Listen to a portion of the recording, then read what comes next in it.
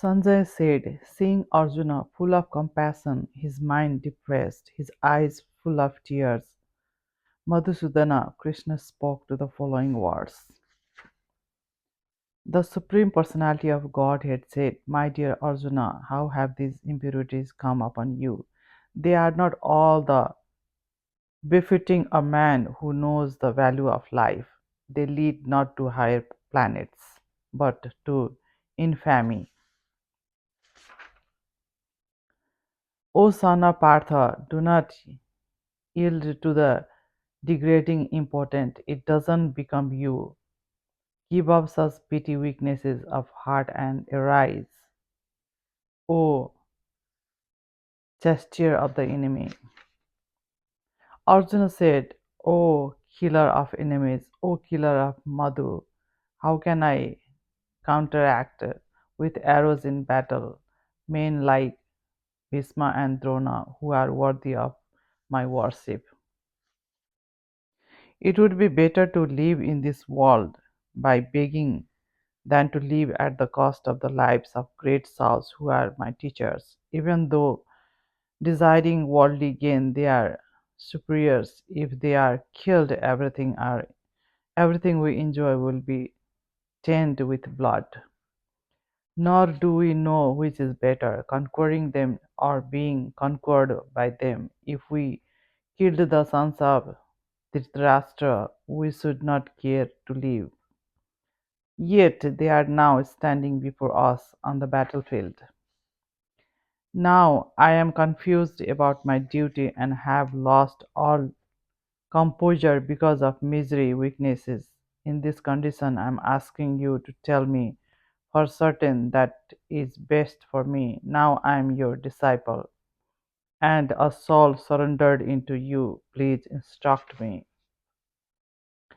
I can find no means to drive away this grief which is drying up my senses. I will not be able to dispel it even if I win a prosperous, unrevealed kingdom on earth with sovereignty like the demigods in heaven. Sanjay said, having spoken thus, Arjuna, gesture of enemies, told Krishna, Govinda, I shall not find, and fell silent. O descendant of Bharata, all the time Krishna smiling in the midst of both the armies spoke the following words to the grief-stricken Arjuna. The Supreme Personality of Godhead said while speaking learned words, you are mourning for what is not worthy of grief. Those who are wise lament neither for the living nor for the dead. Never was there a time when I did not exist, nor you, nor all these kings, nor the future shall any of us cease to be. As the embodied soul continuously passes in this body from boyhood to youth to old age, the soul similarly passes into another body at death. A sober person is not bewildered by such a change. O son of Kunti, the non-permanent appearance of happiness and distress and their disappearance in due course are like the appearance of disappearance of winter and summer seasons. They arise from senses perception. O Saksan of Bharata, and one must learn to tolerate them without being disturbed. O best among men, Arjuna, the person who is not disturbed by happiness and distresses and is already in both is certainly eligible for the liberation. This line is very important. It says, O best among men, Arjuna, the person who is not disturbed by happiness and distress and is steady in both is certainly eligible for liberation.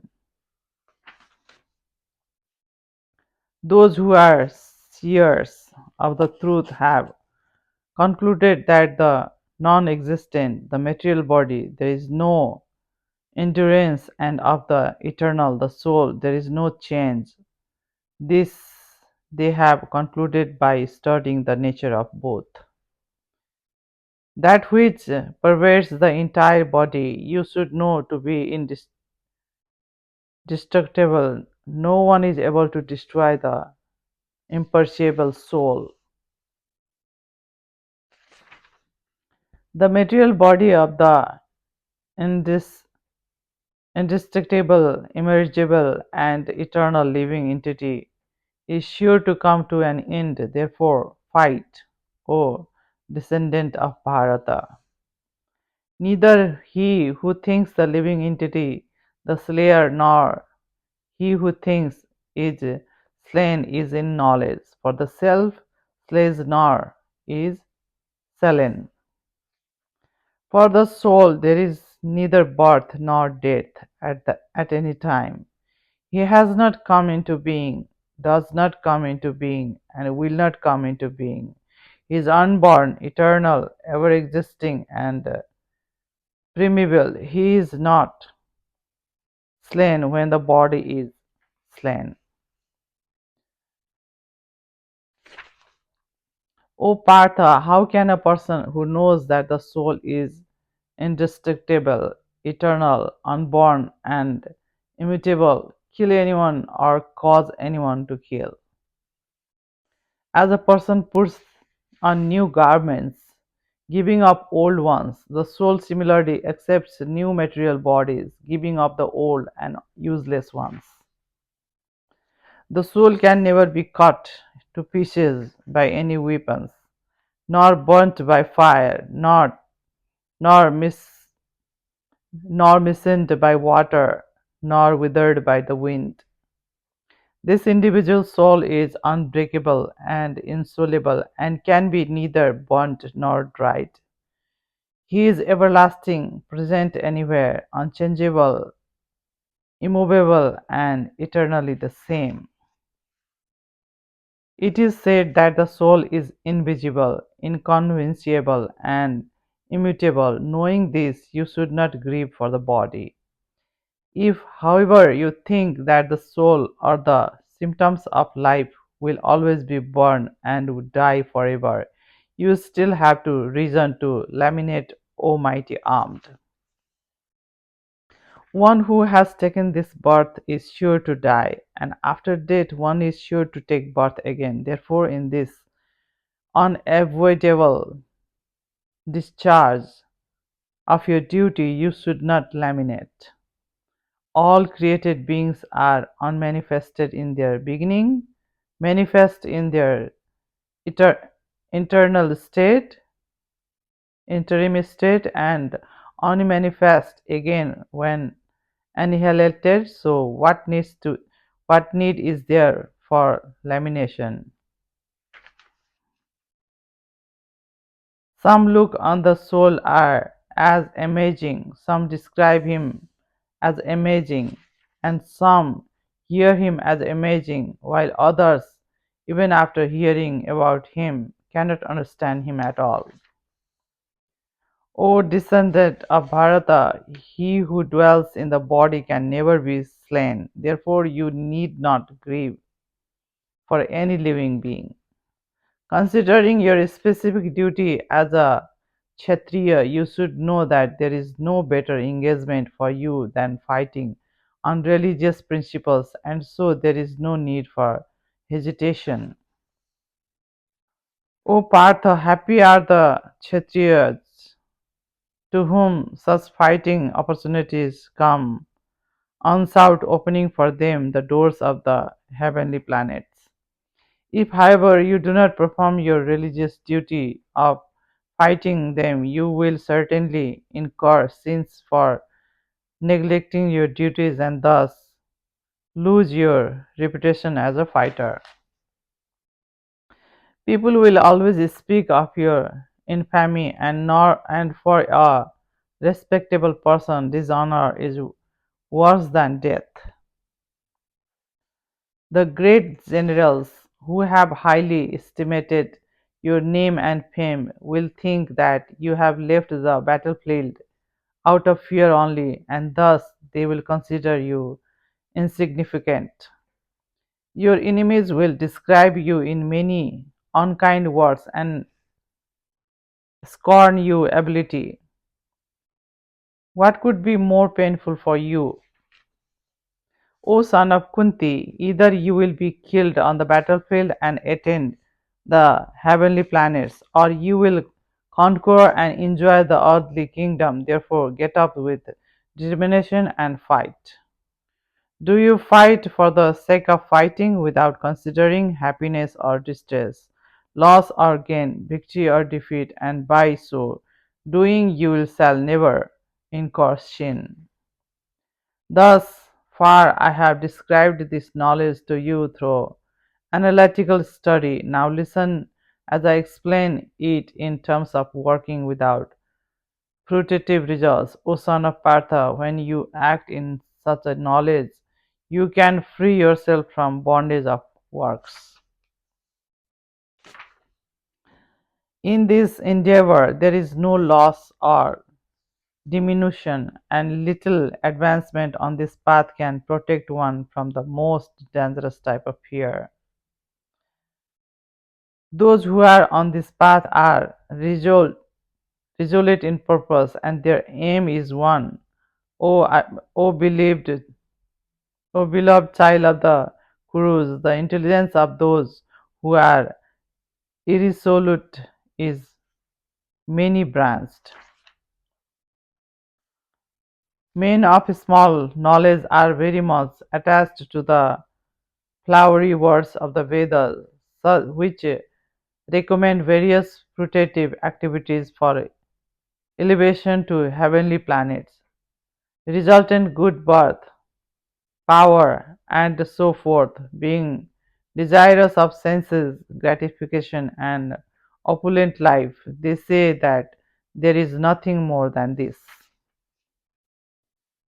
In these minds of those who are too attached to sense enjoyment and material opulent, and who are bewildered by such things, the resolute determination for devotional service to the Supreme Lord does not take place.